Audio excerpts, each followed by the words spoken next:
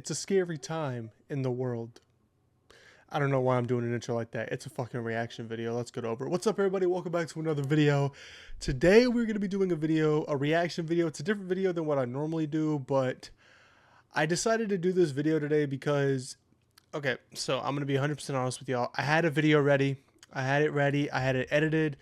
And then I lost the file. The edited file is gone. I tried to go back to it in Premiere. It was the original footage before I had edited anything. So then I decided to re-record another similar video for Halloween. And that went just about as well as you could think. It went terribly. So now I'm here reacting to a video for you guys because I ran out of ideas. So today we're here with Mr. Ballin, and we're going to be reacting to Homeless Man Accidentally Creates Europe's Most Dangerous Cemetery. Mature audiences only, so if you're not mature, you better scram, kids. Scram, all right? Get out of here.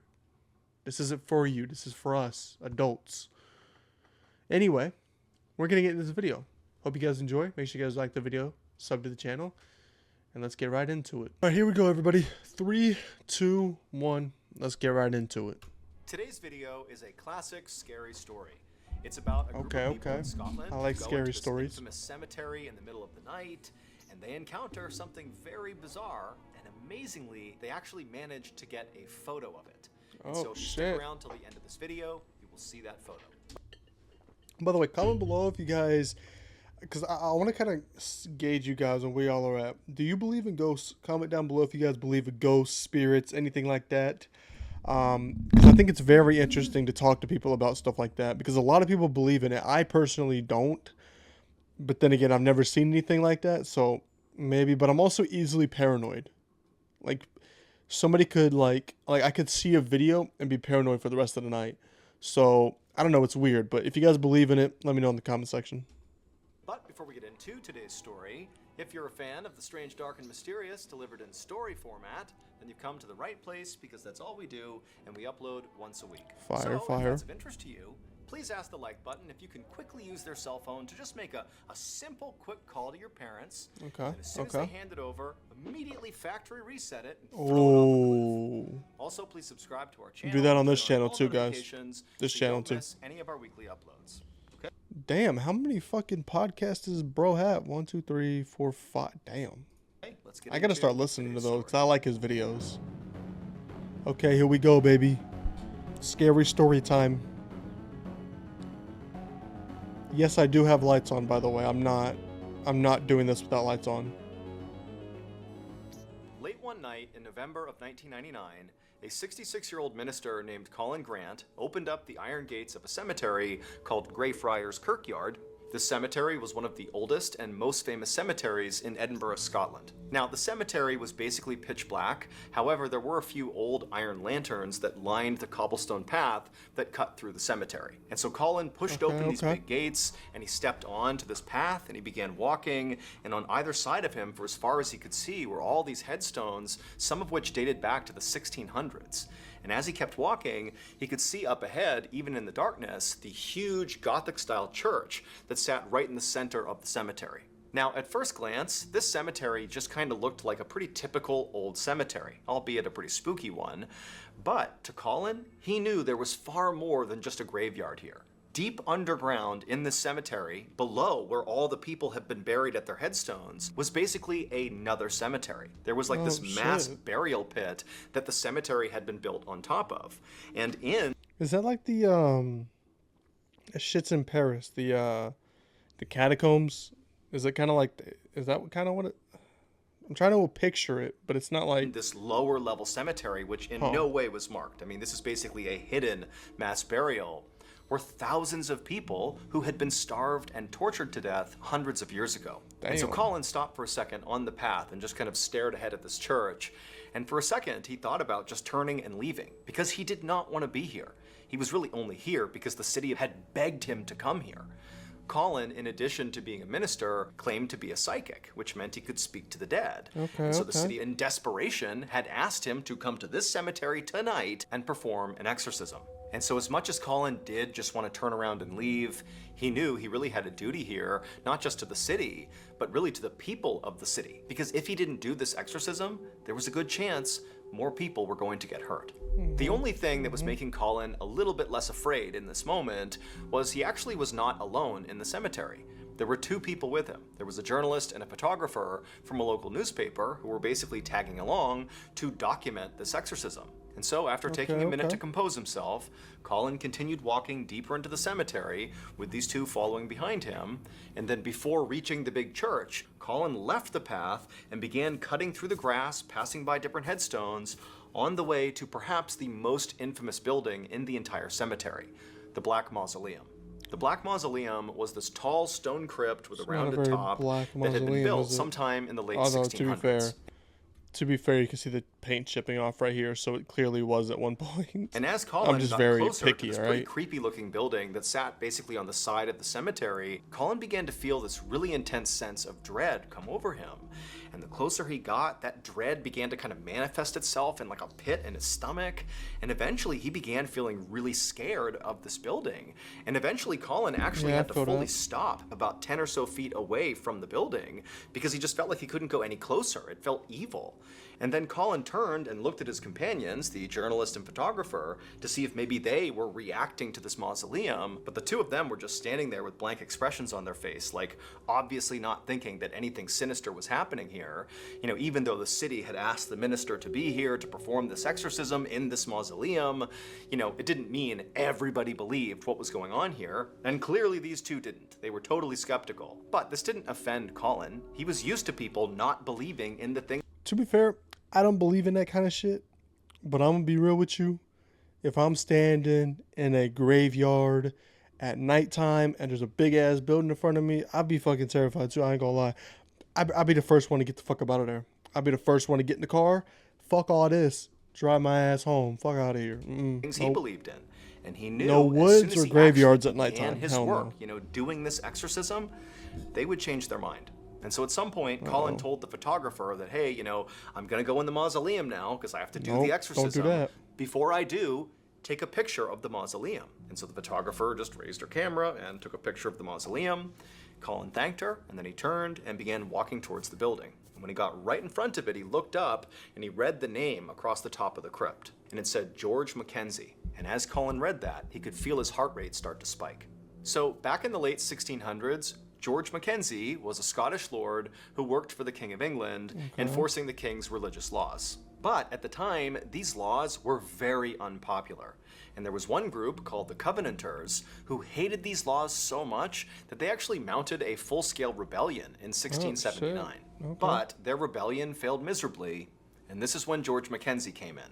He captured over 1,000 Covenanters, and he marched them all into this huge field, which would later become the Greyfriars Kirkyard Cemetery, but at the time it was just a big open field, and he held them there, and for weeks he had these people starved and tortured and mutilated, and if anybody tried to run or resist because they knew they were doomed, I mean, they all knew they were going to die here, if anybody took off, he would capture them, cut their head off, and then place their head on a spike around the perimeter of this field. Until, after several weeks, the entire field is just ringed with decaying bodies and bloody heads on spikes. And so after a few months of this, basically everybody in that field had been murdered in some horrible way by George Mackenzie. And their bodies were all dumped into a mass grave in Greyfriars Kirkyard and covered over, and then, you know, hundreds of years later, a proper cemetery would be built right on top of that mass grave. And then, when George Mackenzie died later on, I mean, he lived a normal, happy, full life after doing all these horrible things.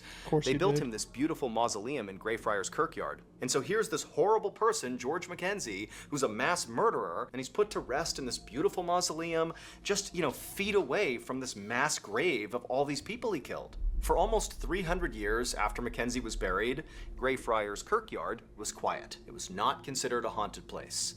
That all changed, though, in 1998, so that was 1 year before Colin showed up to perform this exorcism. That year, in 1998, a homeless man broke into the Black Mausoleum, and he fell through the floor and landed in one of those mass burial pits of those people Mackenzie had killed. And apparently, basically right after this happened, visitors to this cemetery began reporting the same thing. that anytime they were in or near the Black Mausoleum, they'd get pushed or tugged on or scratched or burned or even strangled. I mean, hear people those were stories. coming out of the I ain't cemetery going. terrified. I'm not even going to And go so during the quickly, day. people in town I'm not began going to at all. speculate about, what was going on in the Fuck cemetery. that. And Nope. quickly, a story began to circulate around town that maybe when that guy fell through the floor in the mausoleum, that had released George Mackenzie's evil spirit, and his spirit was responsible for all these attacks. And so it went on like this for about a year until finally this young woman was found outside of the Black Mausoleum, unconscious, looking like she'd been strangled, and when she came to, she had no memory of what happened, and so people assumed this had to be another attack by the spirit of George Mackenzie. And so by this point, the city was totally fed up with this. They didn't know what to do. And so they said, you know what? Let's just try an exorcism. Let's have someone go into that mausoleum and literally confront the spirit of George Mackenzie and banish. No, cause why we gotta do that? Cause why I gotta do that? No, fuck that. No, I'm not gonna confront any spirits. As a matter of fact, the spirit, fine. The spirit ain't doing nothing wrong, in my opinion. There is no proof that he did that. So what I gotta confront him for? You saw what he did to everybody else. He cut their head off and put them on a spike. Fuck no. Him. Get him out of here and stop this madness. And so ultimately Colin was hired to perform this exorcism. Okay. Thank you to BetterHelp for sponsoring today's video. As a kid, whenever I had something on my mind, I I'll would just let go talk the to my ad play parents out. or my siblings about it. It was normal. You just talked about your feelings. But in 2017, when I was an adult and I had just gotten out of the military and I was really struggling mentally because I just could not quite adjust getting back into civilian life. I like how they have to put up here not a real photo of him. Like, bro, we know this ain't him, dog. I definitely was dealing I mean, with that kind of could be. No. some PTSD and I was definitely depressed. I had things going on, but I just couldn't talk to someone about it. It was like I lost the ability to just talk about my feelings. And so I ended up bottling up all these horrible thoughts I was having, and I began lashing out at everybody in my life. And eventually it got to a place where I actively thought, I think my family would be better off without me here. But luckily, my family would intervene because they saw me totally spiraling, and they encouraged me to go seek out professional help. And I'm glad I did, because I really think that actually saved my life. Now, while actually a therapy is crazy not story. a one-size-fits-all solution, I believe it really is. I mean, not like great a starting story, point like, for obviously it's anybody who's real, struggling. but I'm just and a great saying. option for therapy that's very accessible is BetterHelp. BetterHelp is entirely online, which means you can get the help you need right from the comfort of your own home. All you have to do is fill out a quick survey online, and then you'll be matched up with a licensed therapist who is trained to listen and give you helpful, unbiased advice. Let BetterHelp connect you to a therapist who can support you right from the comfort of your own home. Visit betterhelp.com/MrBallin or select Mr. Ballin during sign up and enjoy a special discount on your first month. Anybody who needs it, there's his code. Go for As it. Colin stood there, reading the name George Mackenzie and mentally preparing himself to go inside of this horrible place, he realized he just couldn't do it. This was too much. Nope. And so Colin is just standing there feeling totally stressed out. He's embarrassed. He feels like a coward. He has no idea what he's going to say to the photographer and journalist who've literally come out here to document what he's going to do, and now he's not going to do it. But as Colin turned around to basically blurt out this really embarrassing news that, hey guys, we got to leave, he realized he actually knew something else he could do that in many ways might actually be better than going into this mausoleum and doing an exorcism. And so without saying called anything, getting the Colin fuck just up out of there turned and going home. and began speed walking over to this big field that was not too far away from the Black Mausoleum. And when he got there, he just began chanting prayers and walking in circles, flicking holy water, didn't explain anything he was doing to the journalist and the photographer who'd followed him over there and are just watching him like, what's going on here? They got no idea. He's not clarifying. And for hours, this is what he did. He just kind of paced in this field, just kind of doing what looked like stereotypical, exorcism type behavior. And that's what the journalist and the photographer assumed he was doing. And so as Colin did whatever he was doing in this field, the photographer, whose name was Susan Burrell, just began doing her job, again, thinking that he was doing the exorcism, and so she just started taking pictures of him. And then finally, around 2 a.m., so again, this has been hours of Colin doing this thing he's doing, Colin just abruptly stops and walks over to Susan and the journalist, and Colin looks horrible. He's totally haggard, his hair's all disheveled, he's sweating, he's been there for hours, and his head is down, and he says to the two women, "I failed." He explained to them that his original intention was to go into the Black Mausoleum and confront George Mackenzie's spirit head on and banish him from the cemetery.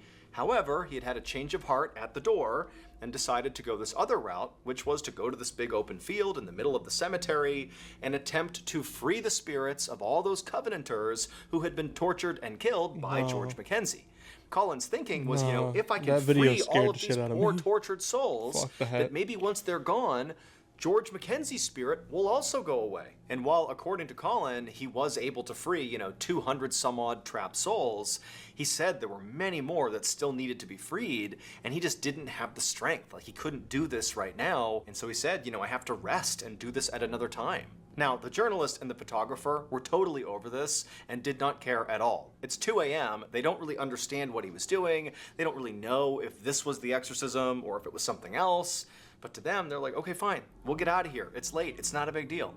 And so the three of them, they began walking out of the cemetery, and right when they got in front of the church, so basically between where the Black Mausoleum was and where that field was, where Colin had been for the past several hours, Colin abruptly stopped, and he told the journalist and the photographer that actually, you know what? He had a little strength left, and he felt like it was his duty to try this again, because he knew he could free more souls, and so he was going to give it another go.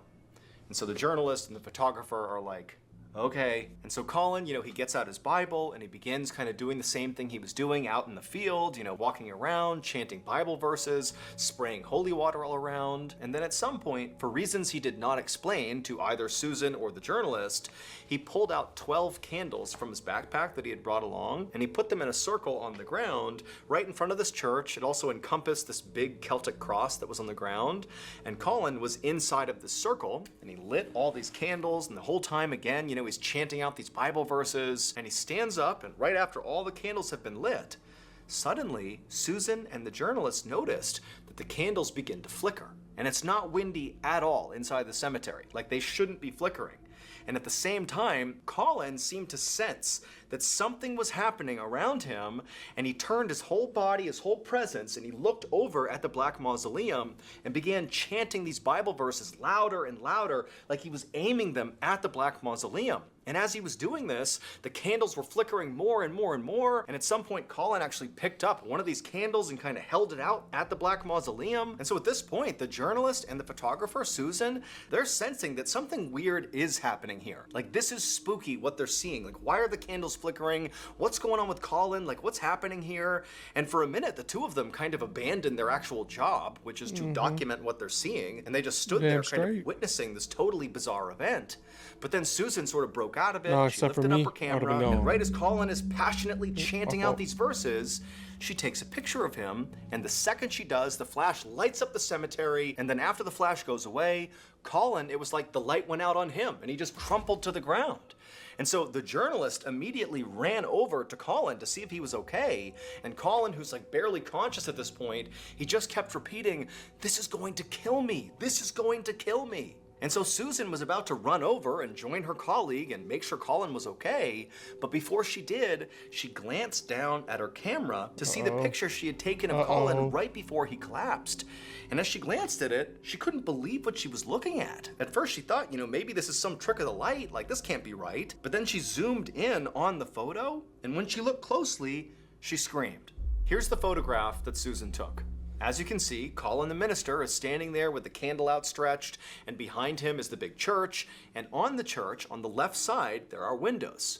Now, this church was locked up. Nobody was inside the church. I'm assuming this is what they're taught. Yeah, but that could be like a... That could be just like a statue.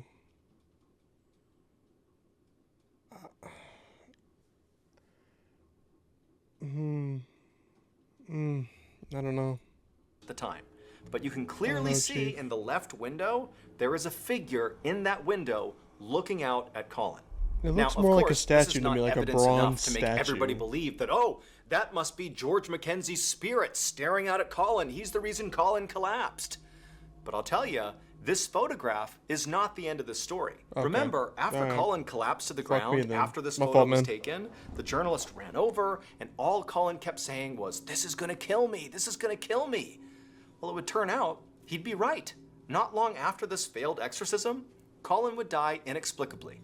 His death would come as a total shock to his friends and family. No one has ever been able to debunk the photo that Susan took that showed that dark figure in the window of the church, meaning nobody knows what that was. The church really was supposed to be empty and locked, and so how is there somebody or something in the window? Nobody knows.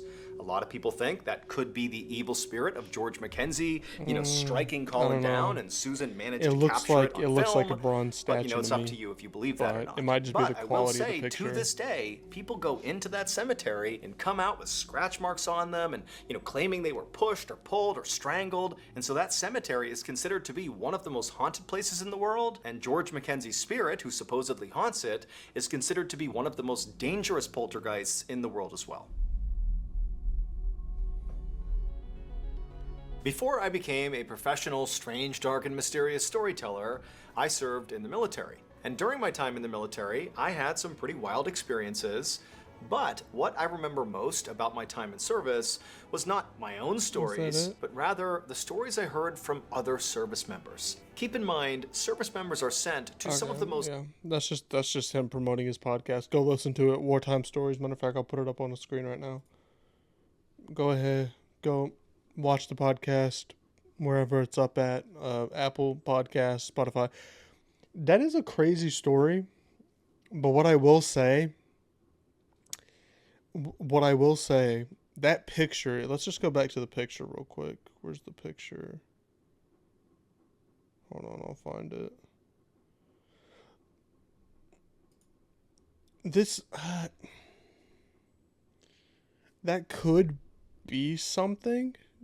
It just looks like, to me, it looks like a bronze statue. Or like a black statue. Like made out of I don't know what the black statues are made out of, but whatever, it kind of resembles this color a little bit, right? And that could also be because it's a shadow. That would make sense. I don't know. This picture, the fact that it's never able to have been it's never been debunked. Jesus Christ, I couldn't get that out. But the fact that it's never been debunked is kind of crazy. I don't know, man. I don't know. Maybe there's something to it. I don't know if I believe it. But yeah, that actually is insane. That actually is kind of insane. I'm looking at it more and more, and it looks like something every time I look at it. I think the reason it looks like a statue to me is because of the quality of the picture.